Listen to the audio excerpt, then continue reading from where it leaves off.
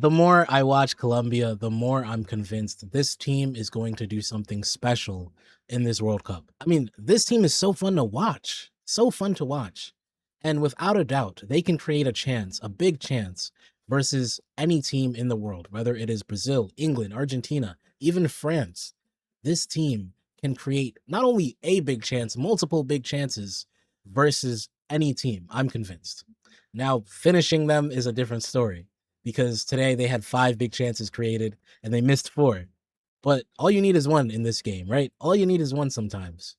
Now, one Luis Diaz, as incredible as he is, he's also one to blame for some of these big chances missed. Another Luis Suarez as well is culpable. But man, it doesn't matter because these guys create opportunities time after time after time. And that for me is sustainable football and the mark of a team that can win. If you can create an opportunity, that is all you need. You just have to be able to create. And you look at some of these teams that have fallen short, and that is their weakness, right? Their Achilles heel. Yes, anybody can defend, anybody can sit back and defend. But can you create a big opportunity? Can you get to the final third and have a solution, have an answer? And when I watch Colombia, different to all of the other dark horses in the World Cup, all of the different, non-table one teams, the teams that are below, the top 4 or 5 that you're expecting, right? As far as all out of all of those teams, Colombia is the one team I watch where I think, no, these guys are good. These guys could go if the game gets open. These guys could go if the game gets closed. These guys can go. Absolutely well done, Colombia. Shout out Nestor Lorenzo. Shout out Luis Diaz. Shout out James Rodriguez. And shout out probably my favorite player right now for Colombia, Gustavo Puerta. My goodness. Somebody sign this guy. This guy, he's going straight to the top. I called it here first, okay? This brother, Gustavo Puerta, is just a certified jugador. Okay, I know it's jugador, but over here on Ali Footy, we say jugador because this brother cooks. He has the juice, man. Every time he's on the ball, he's so calm, but he also has an engine. His engine is absolutely incredible, making tackles. He'll make a tackle in front of his box and then get involved in the final third with the likes of Luis Diaz and Luis Suarez and John Arias, bro. This is incredible football, an incredible tournament from him so far. For me, one of the keys to this Colombia side. We got to talk about them as a whole as well. Because this team, they just play with confidence. There's no weak link. As much as I like to hate on one Davinson Sanchez, the good old saying on Ali Footy, who is trusting Davi Sanchez in the big 2026? Well, Nestor Lorenzo is, and you can't blame him. You can't argue with the results. So shout out to Colombia. Shout out to Nestor Lorenzo. They're doing a fantastic job there. And really, I think you got to watch out for this team. I think this team not only can create, they're so disciplined to defend. They have enough engine to go box to box.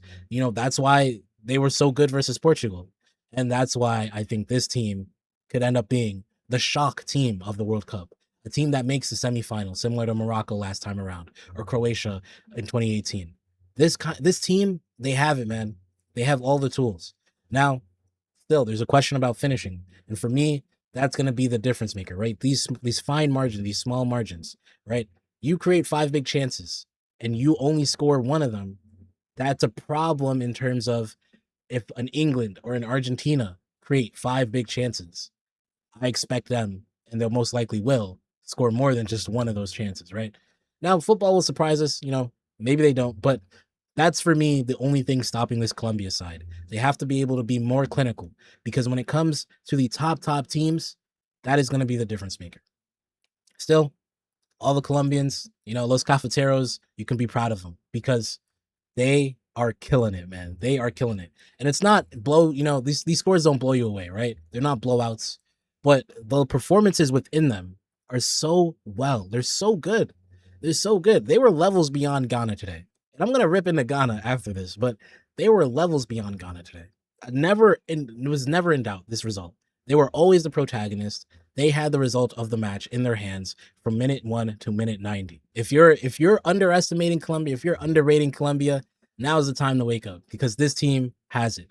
I fully expect them to beat, I think Switzerland is their next game, and they should be making the World Cup quarterfinals for the first time, I think, since 2014. What a joy will that be to see for Colombians. And we also got to shout out the support. I've been to a Colombian game myself, man. Colombia versus France friendly back in March. And that game was full of Colombian support, man. These guys just follow their team so well. Like, we're talking about this with Mexico, right? Mexico, playing them in Mexico is incredible, but they also have huge support in the US. So it feels like whenever you play Mexico in this World Cup, it is going to be an away game. But the same can be said for Colombia.